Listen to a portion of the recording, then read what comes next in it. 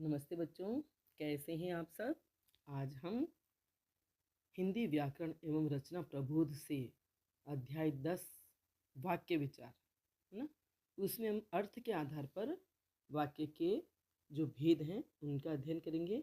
उससे पहले कल हम क्रिया के आधार पर वाक्य पढ़ चुके हैं। क्रिया के आधार पर वाक्य तीन प्रकार के होते हैं: कर्तृवाच्य, कर्मवाच्य और भाववाच्य, है ना। वाक्य के जो भेद हैं वे क्रिया, अर्थ और रचना के आधार पर होते हैं। तो हमने क्रिया के आधार पर पढ़ लिया, आज हम अर्थ के आधार पर पढ़ेंगे और उसके बाद अगले वीडियो में हम रचना के आधार पर वाक्य के भेद पढ़ेंगे। तो अर्थ के आधार पर वाक्य के भेद, इसमें एक गमला बना हुआ है और गमले से लाइनें एक तरह से डाली के रूप में आपको बताया गया है कि अर्थ के आधार पर वाक्य के 8 भेद हैं। विधानवाचक वाक्य है ना, अर्थ के आधार पर वाक्य के 8 भेद हैं। उसमें पहला है विधानवाचक, दूसरा है निषेधवाचक, तीसरा है प्रश्नवाचक, चौथा है आज्ञावाचक, पांचवा है विस्मयादिवाचक, छठा इच्छावाचक, सातवां संध्या सूचक और आठवां संकेतार्थक। तो इस तरह से अर्थ के आधार पर वाक्य 8 प्रकार के होते हैं। मतलब उन वाक्यों से अर्थ के आधार पर हम बता सकते हैं कि ये वाक्य किस प्रकार का है। जैसे पहला है विधानवाचक वाक्य। जिस वाक्य में किसी काम या बात का होना पाया जाता है वह विधानवाचक वाक्य कहलाता है। यानी जिस वाक्य में किसी कार्य के करने का सामान्य बोध होता है कि कोई कार्य हो रहा है, कोई घटना हो रही है या कोई बात हो रही है, बस जिसमें ऐसा भाव हो, वह वाक्य विधानवाचक वाक्य या विधेयात्मक वाक्य कहलाता है।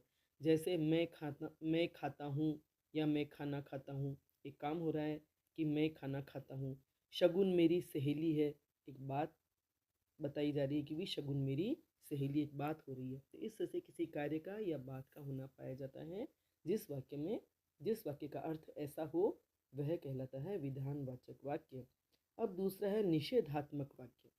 जिस वाक्य में किसी बात के न होने या काम के अभाव या नहीं होने का बोध हो, उसे निषेधात्मक वाक्य कहलाता है। यानी जिस वाक्य में किसी कार्य का न होना पाया जाए, मतलब कुछ निषेध का भाव हो, नहीं का भाव हो, चाहे कोई काम न हो या किसी काम के लिए रोका जाए, तो वह कहलाता है निषेधात्मक वाक्य। जैसे उदाहरण है, सड़क पर मत भागो। न का भाव है कि सड़क पर मत भागो, सड़क पर भागो, ये विधान हो जाता है, विधेयात्मक हो जाता है। और निषेधात्मक में है सड़क पर मत भागो, अनुष्क घर पर नहीं है। यानी जिस वाक्य में न का भाव, मना का भाव, नहीं का भाव होता है, निषेध का भाव होता है, वह निषेधात्मक वाक्य कहलाता है।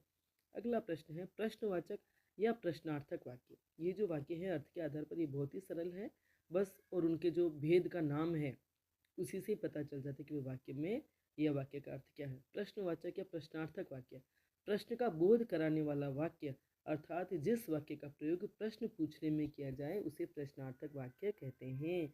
यानी जिस वाक्य में प्रश्न पूछने का भाव हो, किसी से प्रश्न पूछा जा रहा हो, सवाल किया जा रहा हो, तो ऐसे अर्थ वाला जो वाक्य होता है वह प्रश्नवाचक या प्रश्नार्थक वाक्य कहलाता है ना। जैसे आप कहाँ जा रहे हैं या तुम क्या खेल रहे हो, तो इन वाक्यों से प्रश्न पूछा जा रहा है कि भाई आप कहाँ जा रहे हैं या तुम क्या खेल रहे हो। तो प्रश्न पूछने का जहाँ भाव होता है वह वाक्य प्रश्नार्थक वाक्य कहलाता है। चौथा है आज्ञावाचक वाक्य।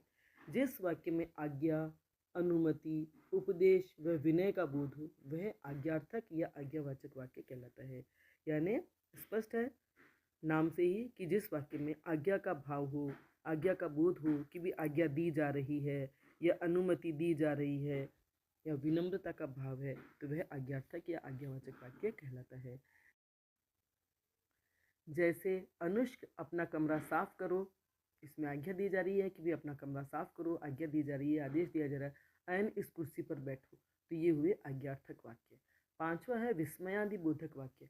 जिस वाक्य में हर्ष, शोक, घृणा व विस्मय आदि भाव प्रकट होते हैं वह विस्मयादि बोधक वाक्य कहलाता है। यानी जिस वाक्य में खुशी, दुख, घृणा या आश्चर्य आदि भाव प्रकट होते हैं तो वह कहलाता है विस्मयादि बोधक वाक्य।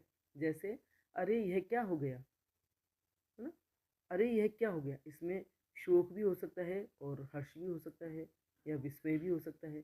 वाह कितना सुंदर दृश्य है। ये एक खुशी का भाव है और विस्मय भी है। तो इस तरह के जो भाव व्यक्त करने वाले वाक्य होते हैं वे विस्मयादिबोधक वाक्य कहलाते हैं। छठा है इच्छावाचक या इच्छार्थक वाक्य। जिस वाक्य में किसी आशीर्वाद, इच्छा या शुभ कामना या कामना का बोध हो उसे इच्छावाचक या इच्छार्थक वाक्य कहते हैं।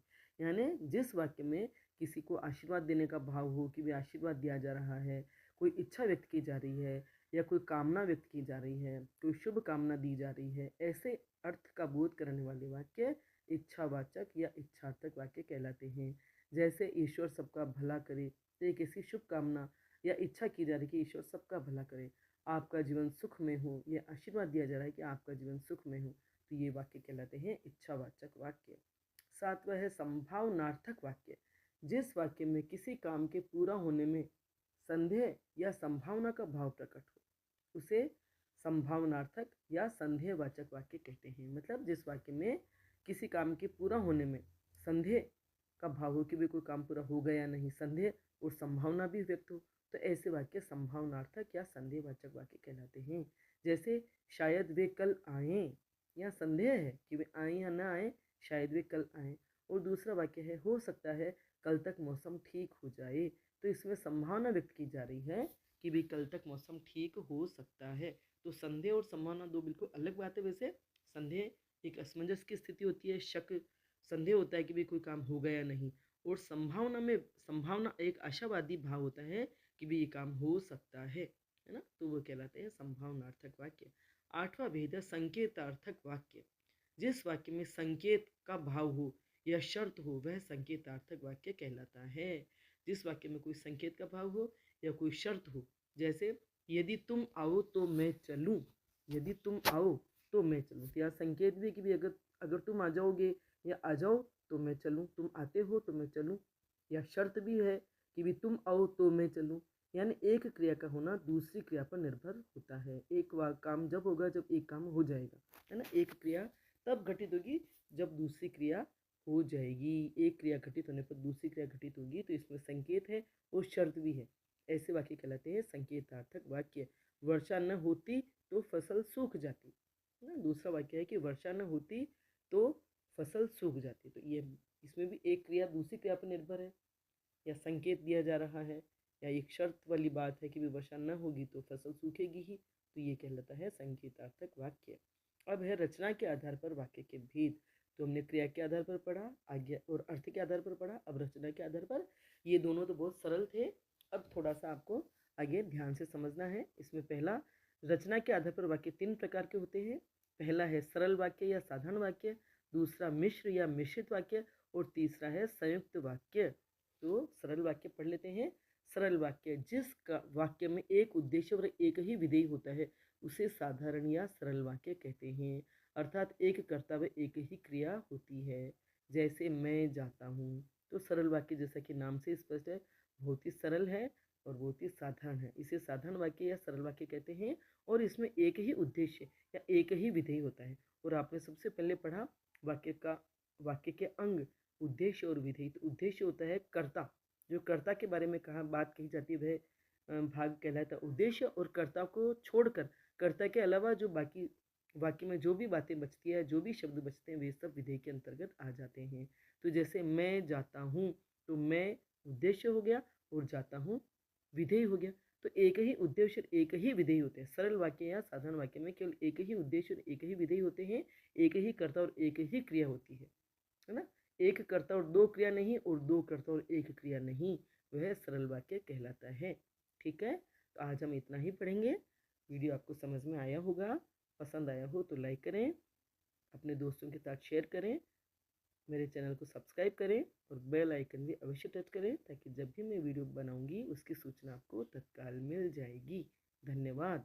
मिश्र वाक्य और संयुक्त वाक्य हैं जो थोड़े से समझने में आपके लिए मुश्किल रहेंगे, इसे हम अगली वीडियो में पढ़ेंगे।